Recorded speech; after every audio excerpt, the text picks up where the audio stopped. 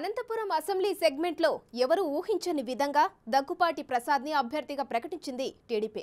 దాంతో సదరు క్యాండిడేట్ ప్రచారం చేసుకుంటున్నారు. అయితే అక్కడ పసుపు శ్రేణులో మాత్రం ఇంకా కన్ఫ్యూజన్ కనిపిస్తుంది.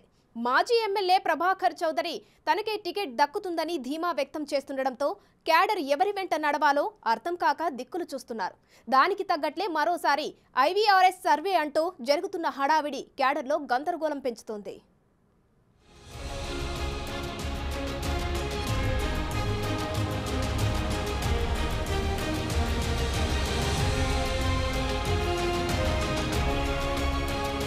అనంతపురం జిల్లా అంటే గత ఎన్నికల వరకు తెలుగుదేశం పార్టీకి కంచుకోటగా భావించేవారు.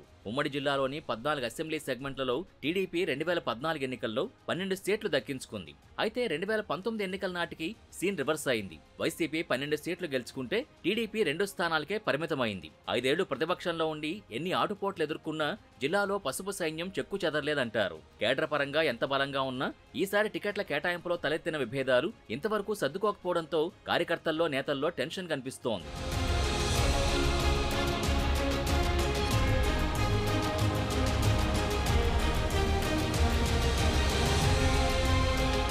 బుజ్జగింపులో లేట్ అవుతున్న కొద్దీ కొత్త ఈక్వేషన్లు, సరికొత్త స్ట్రాటజీలు తెరపైకొస్తున్నాయి. ముందు నుంచి అనంతపురం అర్బన్ సీటులో టీడీపీ టికెట్ మాజీ ఎమ్మెల్యే ప్రభాకర్ చౌదరికే అనుకున్నారు. టీడీపీ శ్రేణులన్నీ అదే నమ్మకంతో ఉన్న టైంలో సరికొత్త వ్యక్తిని తెరపైకి తెచ్చి అందరికీ షాక్ ఇచ్చారు టీడీపీ అధినేత. అర్బన్ టికెట్ దగ్గుపాటి ప్రసాద్ అనే మాజీ ఎంపీపీ కేటాయించడంతో ప్రభాకర్ చౌదరి షాక్ తినాల్సి వచ్చింది. దాంతో ఆయన అనుచరులు 2 రోజుల పాటు భారీ హంగామా సృష్టించారు. పార్టీ కార్యాలయం ధ్వంసం చేసి సీటు అమ్ముకున్నారని సంచలన ఆరోపణలు చేశారు. ప్రభాకర్ చౌదరి ఇంటి వద్ద పార్టీ జెండాల్ని, ఎన్నికల సామగ్రిని కాల్చిపడేశారు. ప్రభాకర్ చౌదరి కూడా అంతే స్థాయిలో టీడీపీ అధినేతపై రియాక్ట్ అయ్యారు. పార్టీ కోసం 5 ఏళ్లు కష్టపడితే ఇప్పుడు వేరే వ్యక్తికి టికెట్ ఎలా కేటాయిస్తారని తీవ్ర స్థాయిలో విరుచుకుపడ్డారు. ఒక వ్యాపారస్తునికి రాజకీయాలకు సంబంధం అంటే అనంతపురం నియోజకవర్గం సంబంధం లేని వ్యక్తికి ఇచ్చారని చెప్పారు. ఓకే, ఎందుకంటే ఎవరైనా టికెట్ ఆశించడంలో తప్పలేదు. చంద్రబాబు నాయుడు గారిని నమ్మి 5 సంవత్సరాలు ప్రతిపక్షంలో పోరాటం చేశాం. నా పోరాటానికి ఒకవేళ నా వ్యయ ప్రసాల గురించి నేను చేసిన దానికి నేను బాధపడడంలే. కార్యకర్తలు, నాయకులు కష్టపడి పనిచేశారు. చాలామంది నన్ను నమ్మారు, చంద్రబాబు నాయుడు గారు నమ్మారు.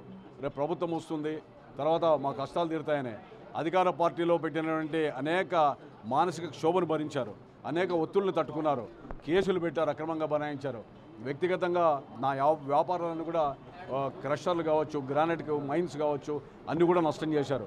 అయినా కూడా ఆస్తులు అమ్ముకొని 5 ఏళ్లలో ఖర్చు పెట్టి హెడ్ క్వార్టర్లో పనిచేశాం.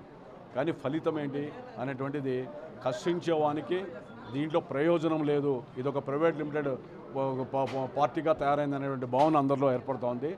ఏదేమైనప్పటికీ రేపు 10 గంటలకి, ఎందుకంటే కార్యకర్తలు చాలా అగ్రవేశాలు ఉన్నారు, నేను మాట్లాడకూడదని మాట్లాడడం లేదు.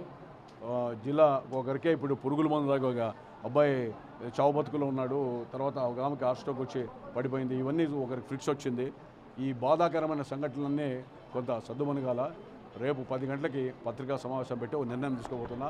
అతి త్వరలో జిల్లా వ్యాప్తంగా నేను ఈ 30-40 ఏళ్ళలో సేవ చేసిన వ్యక్తులు కానీ, లేదా నాకున్నటువంటి బంధం కానీ అందరిని కూడా పిలిపించి ఒక ఆత్మీయ సమావేశం ఏర్పాటు చేసి ఆ సమావేశంలో చాలా విషయాలు మాట్లాడి ఒక ఎట్లా అడుగు వేయాలో కూడా చేస్తాను.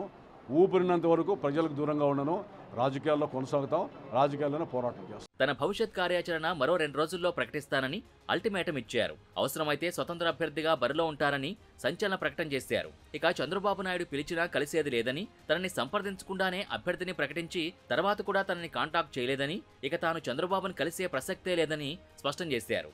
అభ్యర్థిని ప్రకటించాక 2-3 రోజులు ఆ హడావిడి చేసిన ఆయన తర్వాత సైలెంట్ అయ్యారు. ప్రభాకర్ చౌదరి సైలెంట్ గా ఉండడంతో అదే అదనుగా భావించిన దగ్గుపాటి ప్రసాద్ తన మార్కు రాజకీయం చూపించే ప్రయత్నాలు మొదలుపెట్టారు. వరుసపెట్టి ప్రభాకర్ చౌదరి వర్గం నాయకుల్ని కలుస్తూ అందరినీ తన వైపు తిప్పుకునే ప్రయత్నం చేశారు. కొంతవరకు సక్సెస్ కూడా అయ్యారు. చివరికి వైకుంఠం ప్రభాకర్ చౌదరి తమ్ముడు వైకుంఠం జయచంద్ర చౌదరి కూడా దగ్గుపాటి ప్రసాద్కే తన సపోర్ట్ అని, రాజకీయాల్లో దగ్గుపాటి వెంటే ఉంటానని ప్రకటించారు.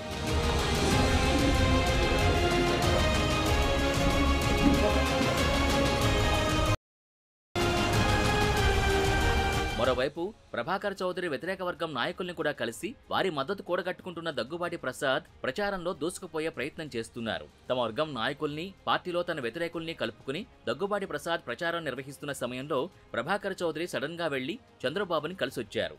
అనంతపురం చేరుకోగానే రూరల్ డెవలప్మెంట్ ట్రస్ట్ వ్యవస్థాపకుడు విన్సెంట్ ఫెర్రర్ విగ్రహానికి నివాళి అర్పించి స్పీడ్ పెంచారు. టీడీపీ అధిష్టానం తిరిగి ఐవీఆర్ఎస్ సర్వే నిర్వహిస్తుందని, తన అభ్యర్థిత్వాన్ని కావాలనుకుంటే 2 నొక్కాలి అంటూ వాట్సాప్లో ప్రచారం వైరల్ చేస్తున్నారు. మరోసారి అనంత అర్బన్ అభ్యర్థి కోసం రీసర్వే జరుగుతుందని కార్యకర్తల్లో చర్చ జరిగేలా చేశాడు. దాంతో నిజంగానే అభ్యర్థిని మారుస్తారన్న ప్రచారం మొదలైంది.